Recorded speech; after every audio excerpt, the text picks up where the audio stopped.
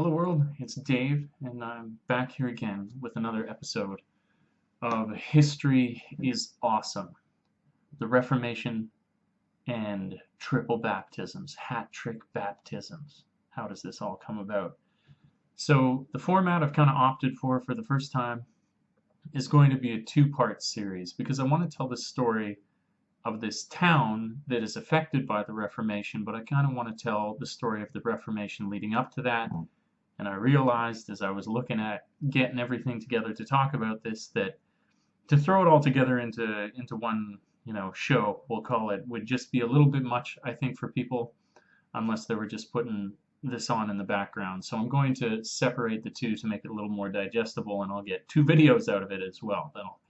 I can extend the amount of creativity I got going on here. So let's get started. Let's start talking about it. So the Reformation. The Reformation, if you've heard of it, I'm sure you had, was a big religious split in the Catholic Church that occurred in Europe, specifically in Germany. And there were a few things before the big guy that we know about happening, but there's all sorts of things surrounding these people who are kicking up a fuss, who are angry with what the Catholic Church was doing to begin with, who tried to speak out, but the world wasn't quite ready for it. And there were a couple factors that I'm going to discuss that led to the possibility of the Reformation, and there's quite a number of them. But I want to make that point that people were upset before the Reformation started to really get rolling. It was just that the other factors hadn't fallen into place yet, that it was possible for the Reformation to occur. So a guy that I have as an example of this, his name is John Huss. He was in Czechoslovakia, and he had a lot of the similar complaints that our famous guy Martin Luther had, where Lutheranism comes from. But when he brought up his issues, they just burned him at the stake, old school. And now I'm going to go on to talk about Luther and all the different reasons that he was able to be successful when he brought up very, very similar complaints. So it all starts for Luther in 1517. He posts his lists of complaints onto the door of the church. And this is a church in Germany, just to give you a place specifically where he's doing this. And it's kind of interesting. You have to think about how brave this is. I like this. From the source that I'm referring to, he says, you can imagine when you're at work and you're thinking about, you've been frustrated with things for a little while. You don't like how things are going, and so you're going to write that nasty email that finally gets out of your head all the things you've been frustrated with. Except you probably never had as a consequence to this the likelihood that you are probably going to get, brought up on charges of heresy, and you are going to have your toes put to the fire, not figuratively speaking, quite literally. And so for him to do this was very, very, very brave. And sources are cited in saying, they were actually waiting for somebody else to do this. Some of the higher ups at the time who didn't like what the Catholic Church was doing was saying, can't wait till some old idiot goes and says something so we can really start this rolling. And Martin Luther was that idiot. He was the guy brave enough to put his money where his mouth is, so to speak. So what are the things that allowed Luther to do this? How was he able to disseminate his ideas? How was he able to spread this around? Big factor that got John Huss killed was that when he tried to get his opinions out there, when he did so, this major invention hadn't come into existence yet, and that was the printing press. And so when you silenced him, you silenced his whole movement. Every single complaint that he had died with him. Whereas when Luther started complaining, there was the printing press. And as a result of that, when he wanted to spread his ideas around, you could call it this sort of a religious contagion, was going to spread and spread and spread. So even if the church had managed to silence him, because believe you me, they absolutely wanted to, they wouldn't have been able to silence his ideas quite so quickly because the printing press is now sending these all over the place. Second to this is the changing social structure that exists at the time. at the time you have what had existed for the past, thousand years or so, kind of like the Dark Ages. I mean, there's better, more accurate names that they have in history now, but what it used to be popularly known as was the Dark Ages. And in that time, there was a breakdown of any kind of wealth. There was not a lot of wealth going around. There was, and this is a result of the fall of the Roman Empire, where they used to have these huge financial constructs. Now it fell away. There was none of that anymore. And in the Dark Ages, this is, I guess, another good point that can be made at this point, is that the church is often looked to as this big evil corporation that ended up governing humanity. But after the Roman Empire, in many ways, they were just asked to do so because there was no other leading institution to take up that role. There was no other group large enough that could look after the needs of the people. But just like a government has the problem with never having money all the time, so did the church, and they eventually ran out of money, and money was a major issue, like I'm saying, and there was none of that. And so you had a very, very controlled social order because it was only one group that had the money at that point in time, and this was the church. They had all the money. Another point that I want to make about the church as well at this time is that when you think about oftentimes the church being the polar opposite to scientific research, it's at this time in the Dark Ages that if you wanted to do the best, most current science that was available, you would go to the church. The church had the best education that you could possibly get. They had the most access to information. Now, in Luther's time, this was all changing. There was all sorts of new commerce occurring, and as a result of it, there was all sorts of, you could call them the first corporations, different groups of people getting together to start trade agreements with other groups, and money was starting to build and build and build again. And what this does is it totally, like I'm going to repeat a number of times, I think, is uproots the social order where all the power used to rest in the hands of the noble class. And there was no social mobility. It was just the upper class that had the money, and so they stayed there. But now what was happening was that the average individual was able to start, because of all these new businesses that were opening up, all these different trading leagues that were starting to form, the average individual had social mobility as a result of the money that they were making. The example of this is that in the old order, you had a rich prince. But what does it mean now if you have a guy who's on the lowest rung possible? He's a peasant, but he's a multi-millionaire. And now you have a prince who has to borrow money from that peasant. Social hierarchy starts to look less clear. And then the result of this is that a lot of people, no one from the early social order, call it the blue bloods, the rich, the wealthy, or I should say the royal blood, would have supported anything but the church, because the church only above them supported their actions that they were doing. So Catholicism is supported by the blue bloods. But a lot of the people who weren't in that class, the people who would complain about what was going on with the church, were now starting to move up the social hierarchy because of the ability that they had with their businesses to change their position in life. And so where John Huss didn't have anybody who would get his back, now when Luther's starting to, kick up some dust, start to turn some heads, there are all kinds of people willing to give him protection, because you have rich peasants who had always complained about what the church was doing, but now they were in a position where they were needed so badly by everybody else that you couldn't just kill them. They were going to stick around, and as a result, they could give an umbrella to Luther. So he was able to disseminate his ideas quickly, and not only that, he had protection from people who now would not have had power before.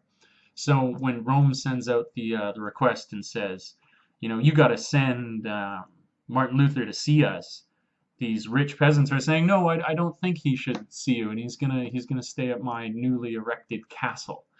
and you can just mind your own business. You can write them if you need to say something to them. And so that's laying the groundwork right there. Why was Luther able to exist at this time at all? Why was he able to get it out there when other people were complaining before, but there was, they were wiped out? That's why. Because he had protection, because he could get his ideas spread far, far more quickly. Now I want to talk about kind of a couple things to do. What was he complaining about? What was it exactly that he wanted reformed? And this has a whole bunch of interesting factors, and this is then how everything progresses onwards. One of the big ones that people had, and this is people even within the church at the time, but nobody would really say anything about it, was you could buy something called indulgences. And this has got I know a lot of people know this, but if you don't know this, this should really blow your mind, just to think of where all our religious institution comes from in their history. What an indulgence is based on is the idea. I should preface this and say that when I talk about the Catholic Church needing money, kind of acting as a government, never having enough money, this is one of the ways that they quite ingeniously were making some. So what they were saying was that when you die, there's a lot of bad people, but there's a lot of good people who have still done some horrible things in their lives, and they have to go to purgatory. It's like it's a waiting room where you basically pay some time before it is that you're allowed to progress into heaven. And what an indulgence was to pay the church to be able to forgive some amount of that time. And they had a perfectly logical explanation for this. They said that there were enough saints and individuals within the religion that when they died, they had earned an unlimited number of purgatory credits. So those could then be sold or redistributed to anyone else who would then pay the church to do good deeds. And so this amounted to people, they had it down to an art. If you did this particular act, you would pay this amount. If you did this, then you would pay this amount, and each was worth a different amount of time off of purgatory. And so a lot of people would, they found the loophole. This is where a lot of people took issue with it, if not immediately, very quickly after they started doing this, was with the idea that why would I ever have to be good in my life if I'm rich?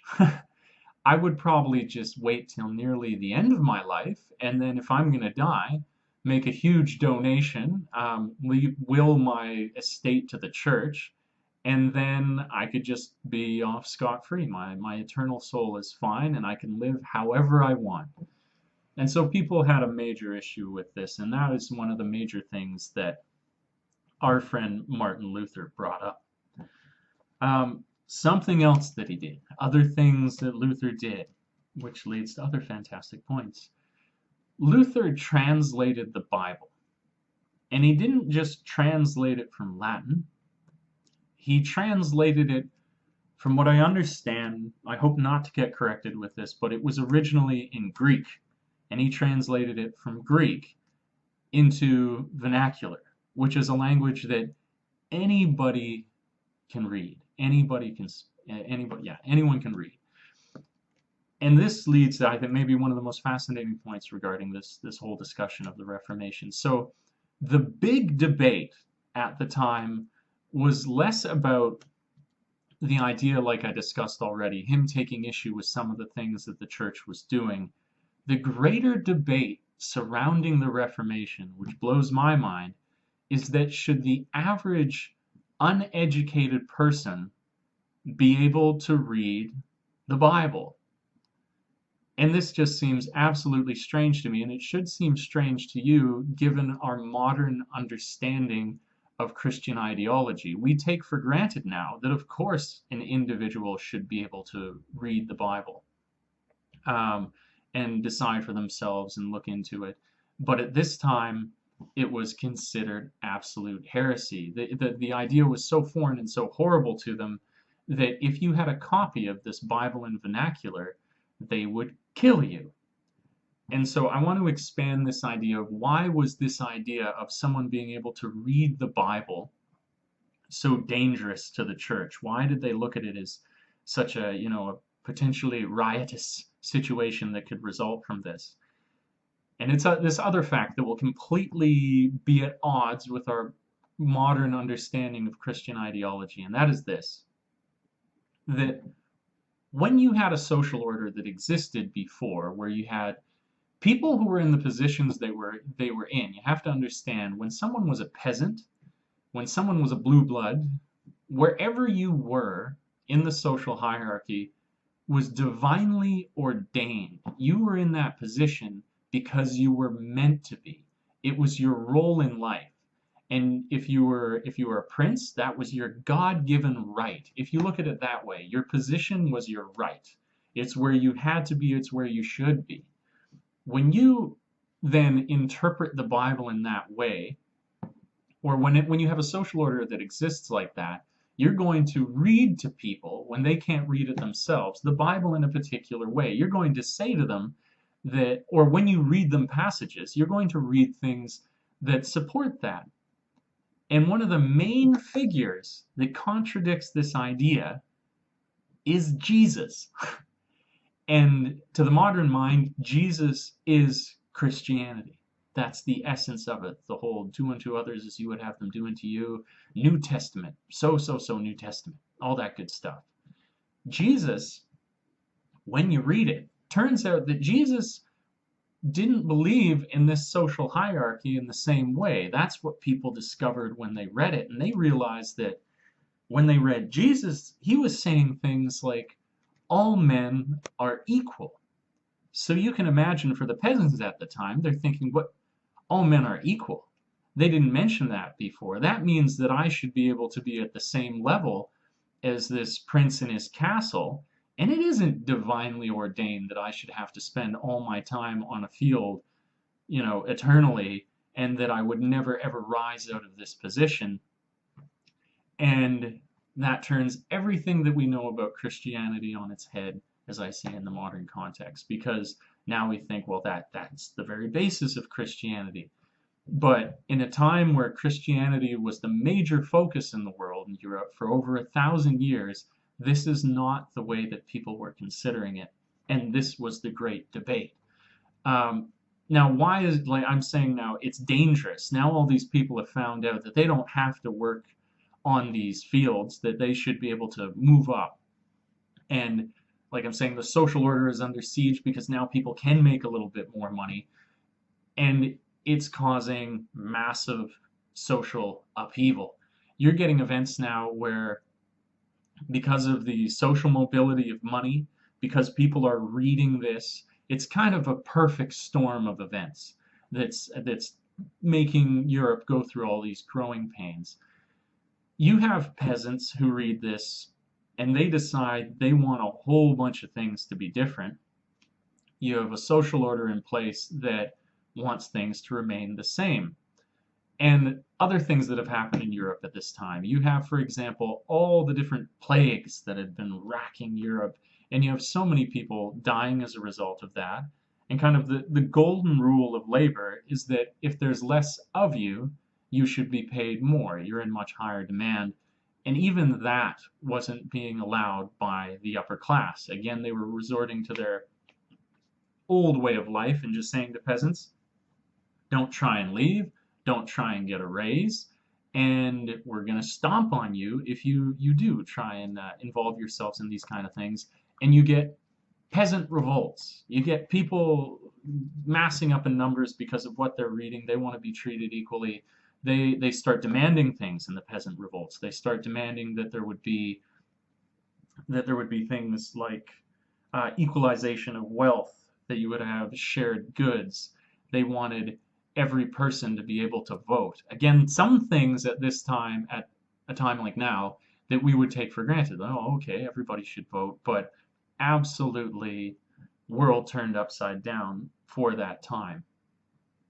And I want to make the point now as well that I think this has happened again and again and again in history, where the big debate is whether the general public should be allowed information.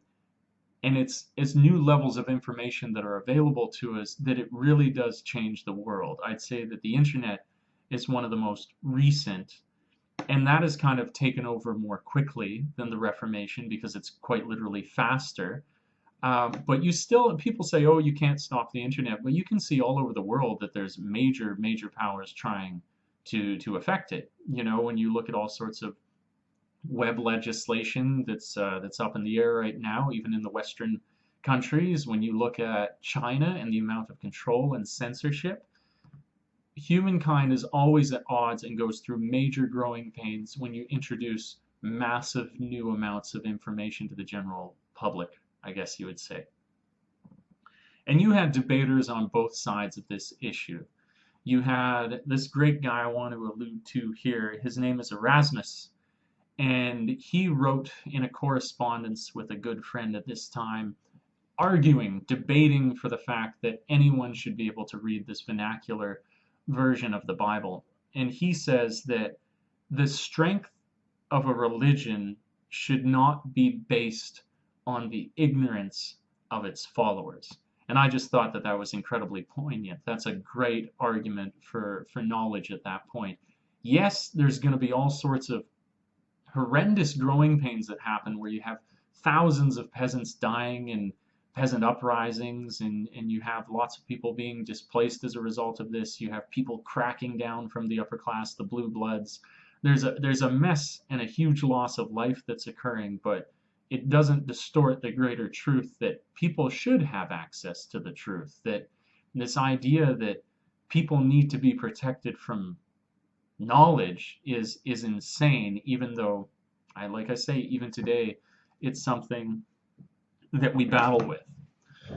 And I want to develop this idea further, though, that it's growing pains, that we have an event like the Reformation, that you cannot ignore the growing pains, that there's lots of different sides to it, that yes, people are getting access to this new information, but it is true that when people are given a freedom of information, that we definitely go through a period where we're almost not sure what to do with it. There's tons of different excesses that occur. You can see it in Western society, where the amount of people who are outright addicted to the internet. And I mean, I think that you could be addicted to the internet in a healthy way, because the internet is a freedom of information. And so when somebody goes on and you say they were addicted and all they did is spent their time on their researching and bettering themselves, sure, then it's not a problem. But I would say more often than not, there's people who just spend wasted, endless hours on the internet developing nothing. This is a great opportunity for me to take a crack at Facebook. People who spend endless hours sifting through endless information, posts regarding nothing, the changes in people's lives that amount to nothing, just an absolute brain drain. And so we do have a backlash in the freedom of information as it's introduced to us, as much as it is something that should occur. And so beyond the violence of the peasant revolts, I want to talk about how you can see this other kind of backlash. So an additional thing that Martin Luther talked about was that because this is now turning into his ideas, a self-determined faith, that you no longer quite so much have this middleman between you, because you can read it yourself.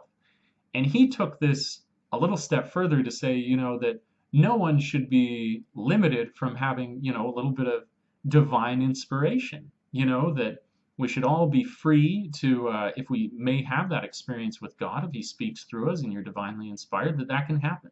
There's no reason why not. There's nobody who has to be the middleman to you in that experience.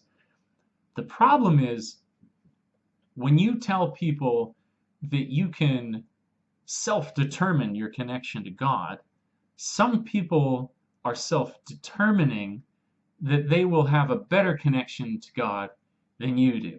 And so in this weird cyclical way, by allowing people to determine for themselves, you've almost created a new class of preacher. You've created a new middleman. You've created the individual who thinks that he should be the middleman for you, as opposed to the church who just told you who the middlemen were. Now you've got self-proclaimed middlemen, and you start to get people who are a little more extreme. So this leads me to the hat trick baptisms. I'm going to talk about this. What is a hat trick baptism? You have Lutheranism. That's just the idea that he's got his basic set of complaints that he went up to the church and pounded on the door and he didn't like. But I was saying just not too long ago that you had, when the peasants started to read and determine for themselves, they wanted things that Luther never even talked about initially. And like I was saying, that's a sharing of goods and an equalization of wealth, where they wanted now this newly wealthy peasant class to give up what they had gained, and they argued for a communistic lifestyle, these more extreme self-determined groups, and the popular name for them was Anabaptists. This is where the Anabaptists come from, and the Anabaptists, when you say Anabaptist, it means to be baptized twice. Why, you ask? Why would you be baptized twice? Because one of the things that they thought that was just silly and ridiculous was that how can a child be truly a part of a faith if when you baptized, and that's the symbol of your entrance into the faith, you had no idea that it was happening? Which seems to me kind of reasonable, I have to say. That aspect of their religion, or their then taking Lutheran views, seems kind of reasonable. And so what they would do is, when you were aware, when you were self-aware, you're older, you got some individuality, to become an Anabaptist, you would then be baptized again and enter into the Anabaptist faith. Now, their views were too intense, and this is where you get something called the Radical Reformation and Lutheranism or Protestantism. And this is where you had a rift, where they wanted to become a sort of communistic society. They wanted to share wealth. They wanted to bring down even the wealthy elite on the peasant side, not just the blue bloods. And the issue was, and the split had to happen, that Luther is protected by the wealthy peasants.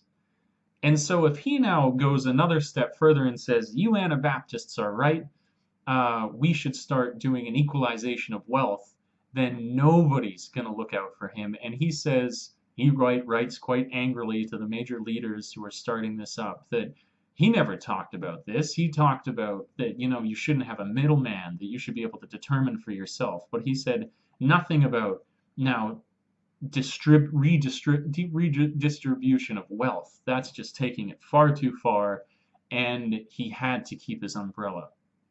And so you get the radical Anabaptists. Now, I've only explained two baptisms, but I was talking about a hat trick baptism, wasn't I? Where does that come from? That comes from the idea that these guys, the Anabaptists, started to look so dangerous to the established order. Before, Lutheranism had enough popularity, and you had the wealthy peasants supporting it, that it became such a massive movement that eventually the church kind of just had to accept that if you killed them, you were killing everybody. But then now the Anabaptists were a select extreme. And so again, you had a small enough group that you could be incredibly prejudiced towards them, and you wouldn't have absolutely everyone against you, which is kind of what was happening with Luther. It was just too many people who were aligning themselves with that point of view. You have Protestant churches coming up all over the place, this kind of thing. But not the Anabaptists. And so in 1529, the Holy Roman Emperor calls for an extermination of the Anabaptists, which is pretty scary whenever you use the word extermination. And it may not be the majority of Europe, but there's a lot of people who are becoming Anabaptists. And so this introduces the third baptism, kind of darkly joked about, where if they caught an Anabaptist, kind of to mock their rebaptizing, they would tie them to a ladder and flip them upside down and then dunk them in a bucket and drown them. And so it was joked about as being the third baptism. Pretty nasty, I will say. I don't think drowning is the best way to go. But that's where the term comes from, and this is one of the ways that they died. But I mean, they were burning thousands of people at the stake. They were going full force extermination on this. Now, this is leading us closer and closer to the second part of this series that I want to talk about. You have now, it's like it's rampant. You're killing all these Anabaptists who are considered a part of the radical Reformation.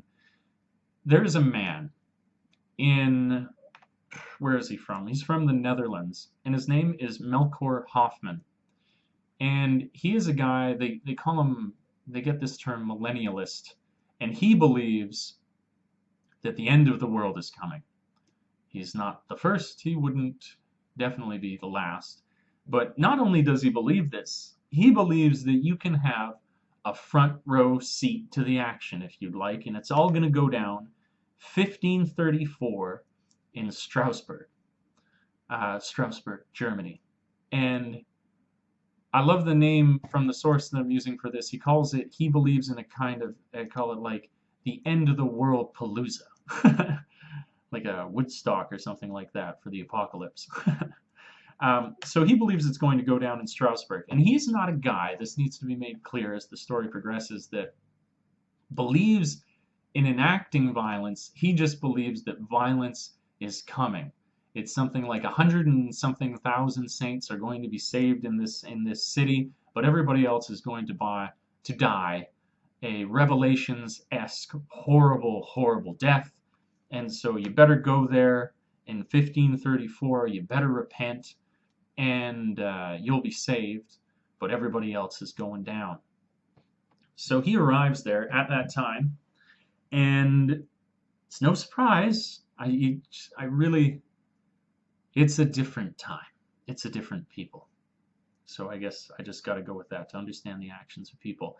All these Anabaptists, he's an Anabaptist, he believes in this equalization of wealth kind of theory, this communistic style of Christianity. He goes to Strasbourg, and immediately everybody starts getting picked off. All his followers who came with him, they're starting to get killed, and he gets arrested.